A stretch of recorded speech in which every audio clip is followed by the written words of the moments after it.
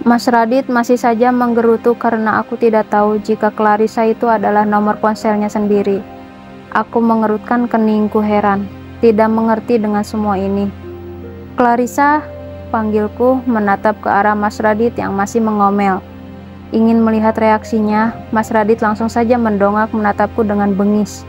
Terlihat dia menarik nafas dengan berat dan panjang. Kemudian Mas Radit mengalihkan pandangannya ke arah lain. Tampak kesal sekali padaku. Tangannya mengepal dan salah satunya meremas ponselnya. "Siapa Clarissa, Mas?" Masih pura-pura tidak tahu. Mas Radit bungkam, hanya menatapku geram. "Kenapa nomormu sendiri kamu beri nama Clarissa, Mas? Kenapa?" Nada suaraku masih lirih. Meskipun di dalam sana sudah bergemuruh bahkan hampir saja meledak. Namun, aku masih berusaha menguasai diri ini. "Oh itu, hanya candaan saja." Mengalihkan pandangannya ke arah lain, tampak kesal sekali padaku. Tangannya mengepal dan salah satunya meremas ponselnya. "Teman kantorku yang suka mengotak-atik ponselku," jawabnya lirih tanpa ekspresi. "Hehe, kamu menyebutku lancang saat menyentuh barang pribadimu. Tapi temanmu bisa membuat candaan pada ponselmu. Hebat ya." Aku terkekeh hambar, sakit ketika mengucapkan kalimat ini. Mas Radit terlihat bingung. Manik hitam legamnya yang hampir memenuhi matanya itu bergerak gelisah. Salah satu bagian tubuh Mas Radit yang paling suka aku pandangi, manik hitam legam Mas Radit lebih besar. Bulu matanya yang lentik, matanya juga besar. Hidungnya juga terukir begitu pas sesuai porsinya. Dan terlihat begitu indah ketika ada di wajahnya. Rahangnya yang kokoh menambah nilai plus Mas Radit. Namun kini, aku hampir tidak bisa melihat semua itu. Aku lebih sering melihat tatapan bengisnya dan punggung selama 2 tahun belakangan ini. "Kamu begitu lancang sekali, Rizka. Mulai berani menyentuh barang-barangku. Aku sudah bilang itu privasi, Rizka," sentak Mas Radit, mengulang ucapannya tadi. Aku tidak menjawab, hanya bertepuk tangan memberikan ucapan selamat. "Hebat kamu, Mas." Aku mengangguk dengan senyuman miris. "Iya, sangat miris sekali.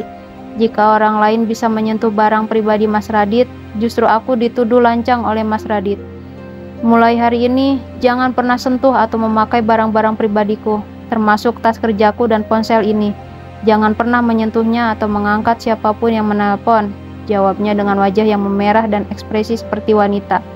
Jemarinya menyelipkan rambutnya yang sedikit gondrong ke belakang telinga dengan gaya jemari yang lentik, seperti wanita. Bahkan aku melihat cara Mas Radit mengedipkan matanya seperti menggunakan irama agar terlihat lebih anggun. Caranya memalingkan wajahnya juga agak aneh.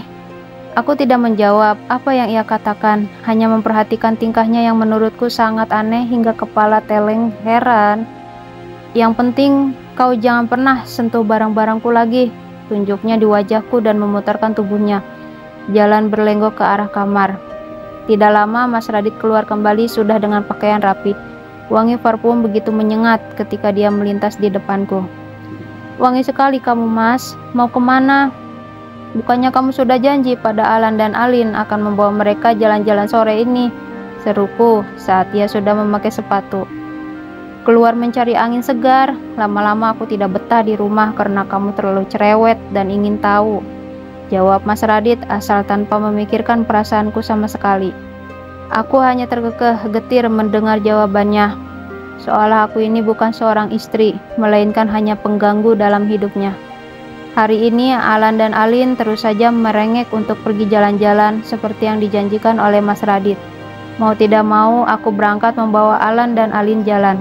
Namun tidak sengaja aku melihat Mas Radit sedang berduaan dengan seorang pria di kafe dekat mall. Aku membawa Alan dan Alin mendekati Mas Radit. "Mas, kamu malah di sini?" tanyaku padanya. "Siapa dia?" tanya pria itu.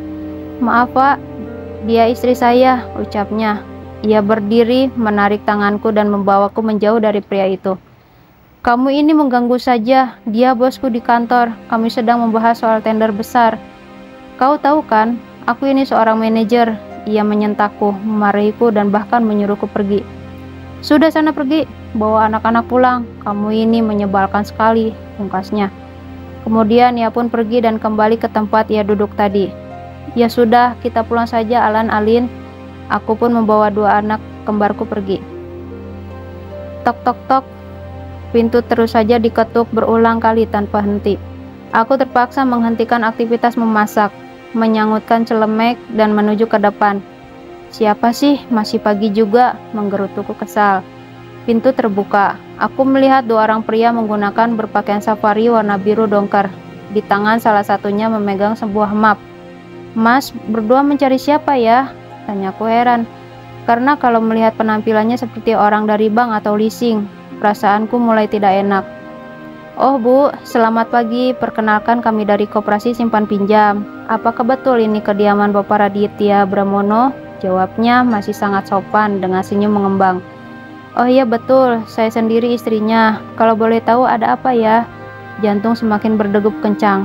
Perasaan semakin tidak enak setelah pria itu mengatakan dari Koperasi Simpan Pinjam. Begini Bu, Bapak Raditya Bramono sudah 3 bulan tidak membayar angsuran pada kami sebesar 30 juta rupiah per bulannya. Apakah Pak Raditya ada di rumah? Jawab pria tersebut yang membuat hati ini semakin gusar. 3 juta per bulannya? Tanyaku, belum percaya dengan apa yang mereka katakan. Benar Ibu, dan angsuran ini sudah menunggak selama 3 bulan. Itu berarti sudah 9 juta yang harus Pak Raditya bayar, jawabnya lagi. Boleh tahu berapa yang suami saya pinjam? Tanyaku, jemari sudah saling bertautan geram. Pria itu membolak-balik kertas yang ada di dalam map. Setelah itu menyodorkan ke arahku. Ini Bu, pinjaman pokok Pak Raditya sebesar 30 juta. Dan ini bunganya sebesar 20%, 6 juta. Jadi Pak Raditya harus membayar sebanyak 36 juta. Dengan angsuran setiap bulannya sebesar 3 juta rupiah selama 1 tahun. Dan ini sudah pinjaman kedua Bu, jelasnya. Kepadaku terasa sedikit pusing mendengar itu. 30 juta, kedua, gumamku sambil menggelengkan kepala tidak percaya.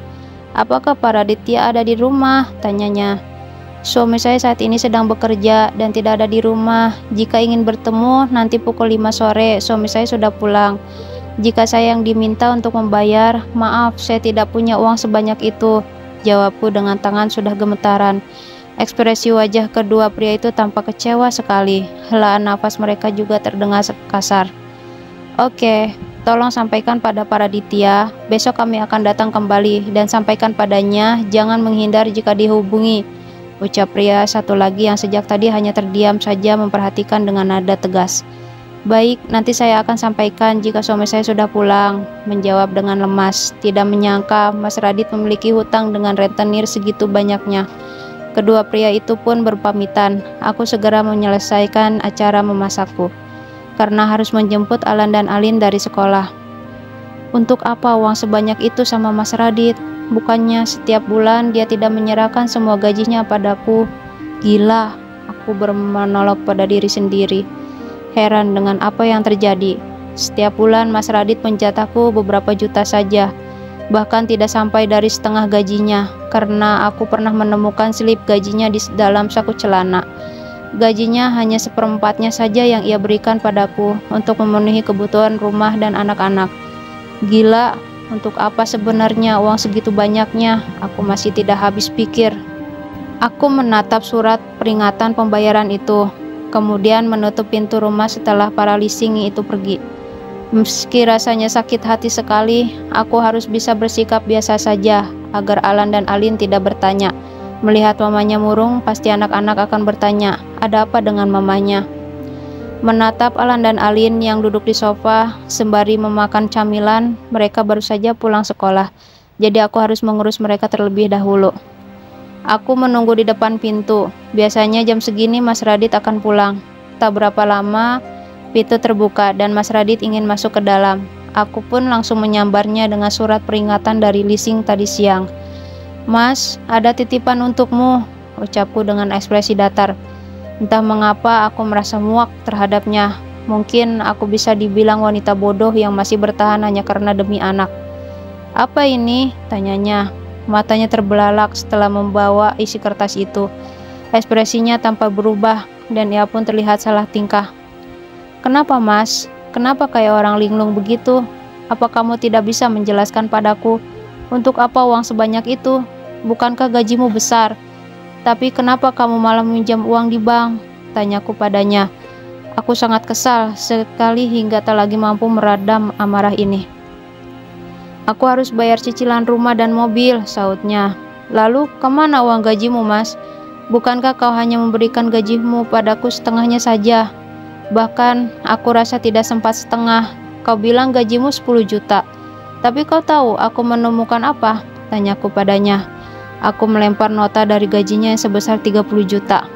Sebagai manajer umum, sangat mustahil kamu hanya bergaji 10 juta, apalagi di perusahaan besar.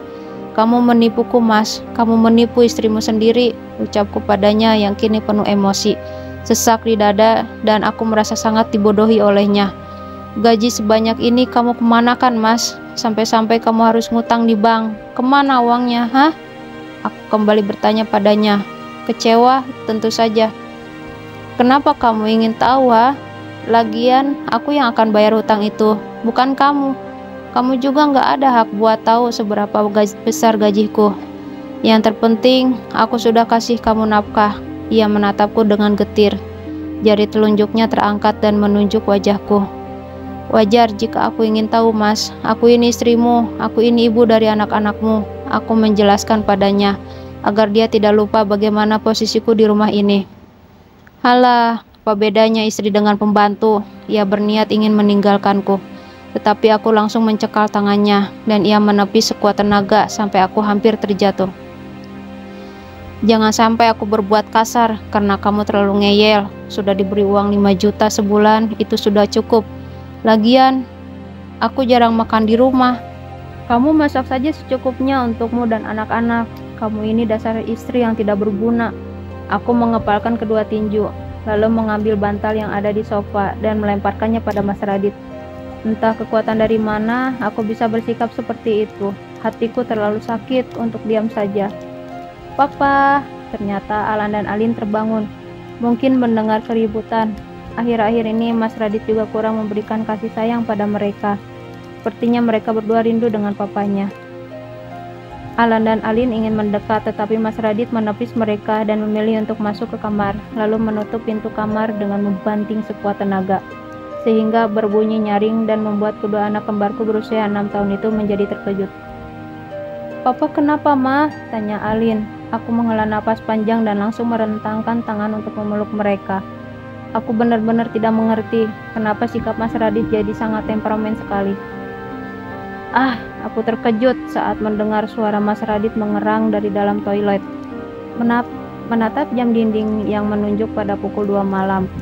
Setelah tadi tidur dengan saling membelakangi, kini aku mendengar suara teriakannya. Aku berjalan pelan menuju ke toilet.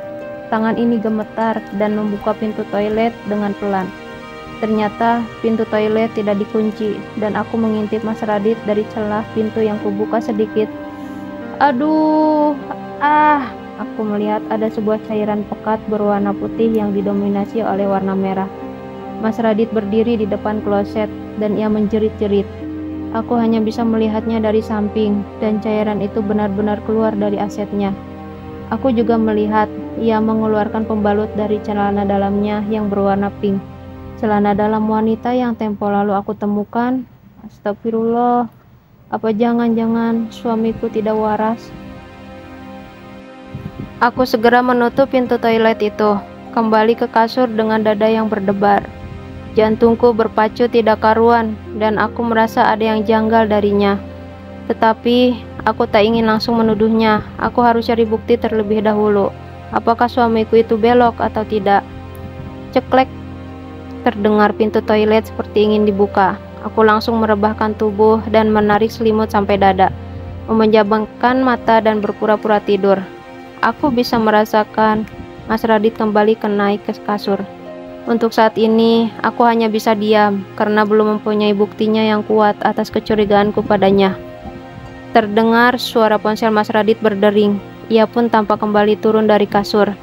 Siapa malam-malam begini menelponnya? Iya sayang. Hah? Dada ini semakin terasa dihimpit oleh batu besar saat aku mendengar dia menyebut orang lain dengan kata sayang. Sepertinya aku memang tidak bisa main terang-terangan. Aku harus mencari tahu tentang kebohongan Mas Radit secara diam-diam. Sebaiknya aku memang harus berpura-pura bodoh untuk mencari tahu seberapa busuk suamiku ini. Aku mulai mencoba berdamai dengan hati, bersikap seolah tidak terjadi apa-apa. Karena percuma saja aku merongrongnya, dia tidak akan pernah mau mengaku. Jika seperti itu, maka aku akan mencari cara lain. "Mas, aku sudah siapkan sarapan," ucapku sembari mengulas senyum lembut. Mas Radi terlihat mengernyitkan dahi. Ia tampak bingung dengan sikapku sekarang. Aku pun mendekat, membenarkan dasi yang dia kenakan. Lagi dan lagi, aroma bau parfum sangat menyengat, sehingga bau busuk yang biasanya tercium bisa tersamarkan. "Ini uang bulanan, aku tambahin 2 juta. Jangan pernah cerita pada siapa-siapa, apalagi keluargaku, bahwa aku punya hutang di bank. Aku akan membayarnya nanti. Kamu mengerti?" tanyanya. Aku hanya menganggukkan kepala. Bukan berarti aku bisa dia bodohi.